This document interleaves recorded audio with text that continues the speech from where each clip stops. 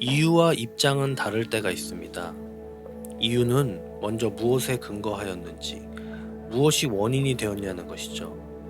내가 지금 이런 어려움, 이런 고통들을 겪는 것, 이게 도대체 무엇에 근거하였고 무엇이 원인이 되느냐는 것은 바로 그 배후의 이유를 알아보는 것과도 같습니다. 무엇에 근거하냐에서 근거라는 단어는 영어로 grounds라고 합니다. 땅이라는 뜻이죠. What are the grounds? 일이 이렇게 된 그 배경, 그 무대, 그 세팅이 어떻냐는 것. 이렇게 바라볼 때 우리는 이유를 알게 되곤 합니다. 하지만 입장은 좀 다릅니다. 입장은 나의 스탠스를 말하는 것이죠. 내가 그 그라운드 위에 어떤 모습으로, 어떤 위치, 어떤 마음으로 서 있냐는 것입니다.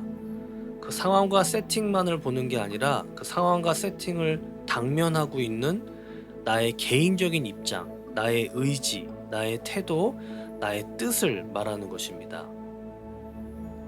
우리가 함께 지난 한 주간 고통이라는 주제를 살펴보았습니다.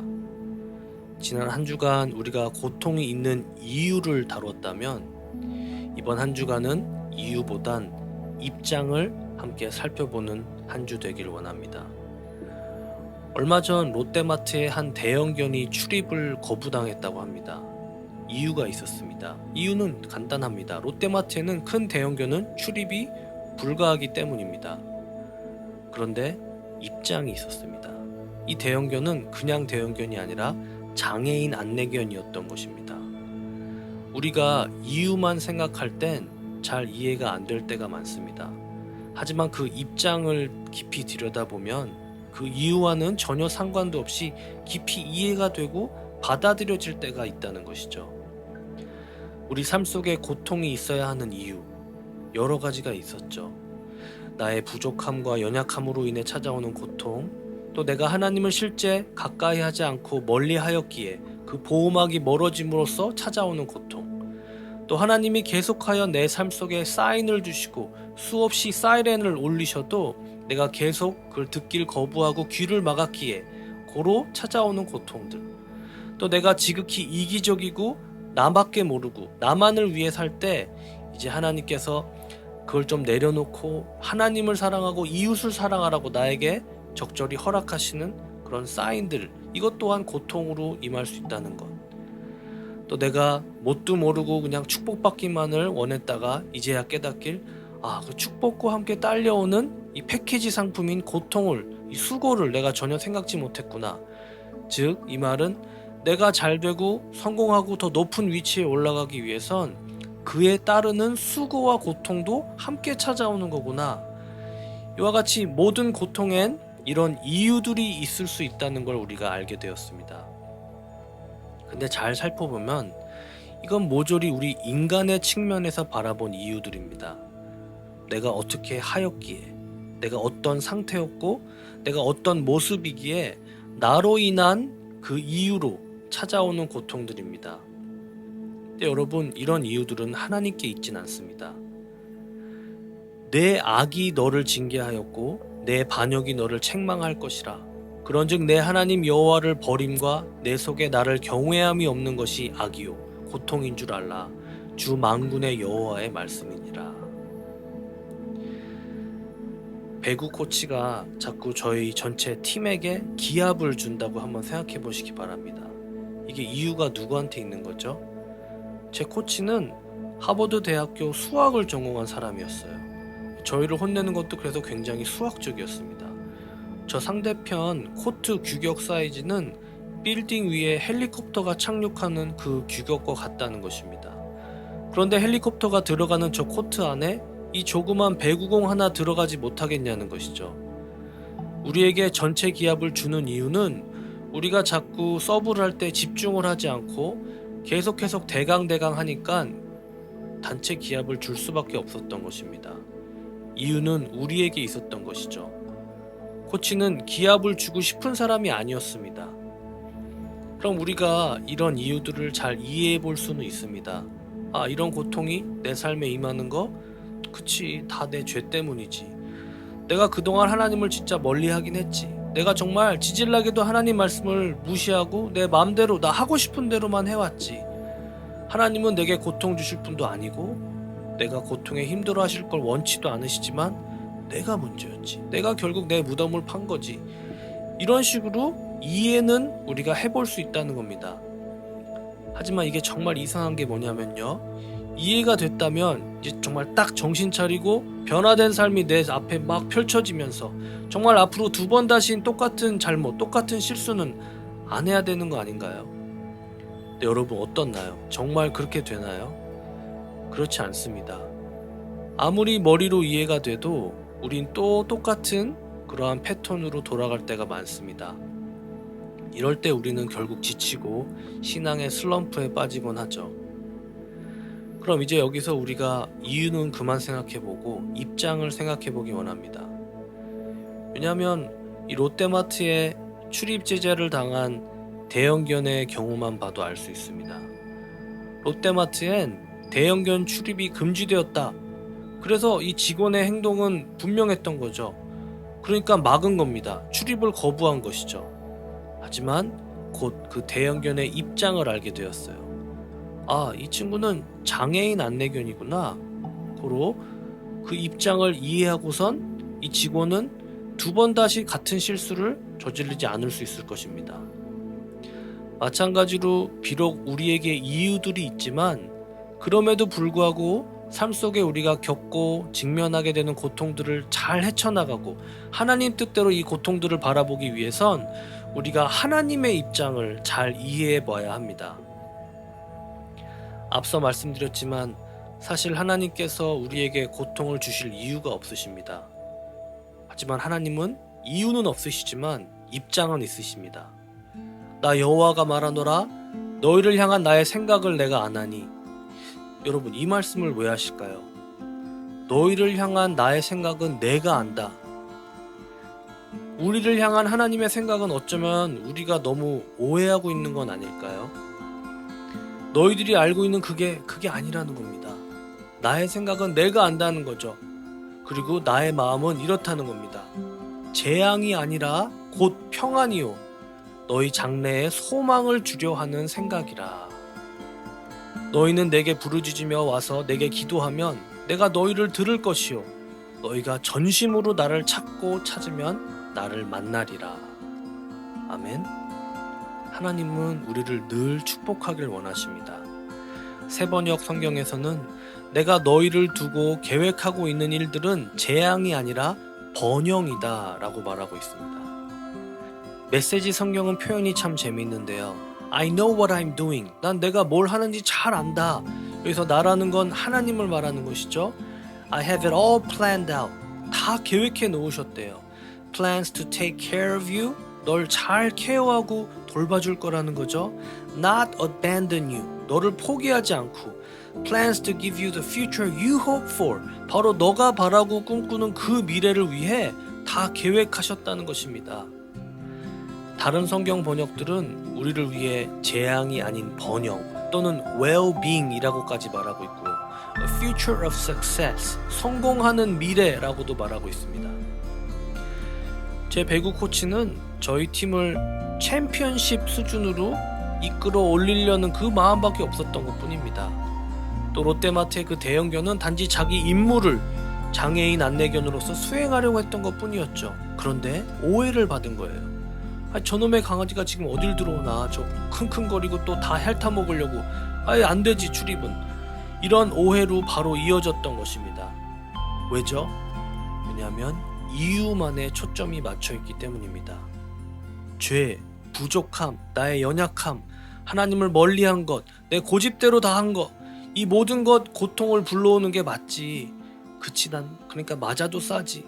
온통 이유들만 생각하는 걸로는 우리 신앙에 또 우리 삶의 근본적인 변화를 일으키긴 굉장히 힘들다는 말씀을 해드리고 싶은 것입니다. 결국 또 하나님을 오해하게 되어 있습니다. 하나님에 대한 은근히 섭섭한 마음, 또 그 마음이 커져 이제 원망까지 이르게 되는, 또는 하나님을 굉장히 야박하고 인색한 분으로 본다거나 하나님을 무섭고 엄하고 얄짤없는 분으로 대하고 바라보게 되어 있습니다. 고통을 우리가 바라볼 때 그 이유만을 생각하다 보면 그 이유에 지치고 눌리고 좌절하게 됩니다. 하지만 고통을 바라보는 데 있어서 하나님의 입장을 자꾸 묵상하고 기억하다 보면 우리는 고통을 대하는 태도가 바뀔 수 있게 됩니다. 또 고통과 어려움을 맞이하는 모습들도 굉장히 이제 긍정적이게 되고 과감하고 도전적이고 담대하고 진취적일 수 있습니다. 더 이상 주춤되고 두렵고 피해가려고만 하는 그런 자세가 아닌 것이죠. 우리가 자꾸 이 고통에 대한 이유만을 묵상하다 보면 내 자신에게 모든 초점을 두게 됩니다. 내가 이래서 안 되지. 나 또 왜 이러지? 나 아직 멀었구나. 내가 정말 진정 변하려면 장기 금식은 좀 해야 되지 않을까? 난 정말 따끔하게 하나님께 정말 정신 차리도록 혼나야지. 그래서 그제서야 잘하려나? 이런 식으로 자기 자신을 갉아먹는 신앙을 계속 가져가게 되는 것입니다. 물론 다 그렇진 않죠. 고통의 이유만을 잘 이해해도 또 잘 변해가시는 분들도 물론 계십니다. 하지만 제가 말씀드리려는 것은 초점은 결국 내가 아닌 하나님께로 맞춰줘야 한다는 것입니다. 우리가 하나님께 초점을 두고 이 고통에 대한 이유들보단 이 고통을 마주하는 데 있어서 하나님의 입장을 계속 묵상하다 보면 하나님의 사랑을 더 알게 됩니다. 하나님의 계획도 알게 되고요. 하나님의 마음을 느끼게 됩니다.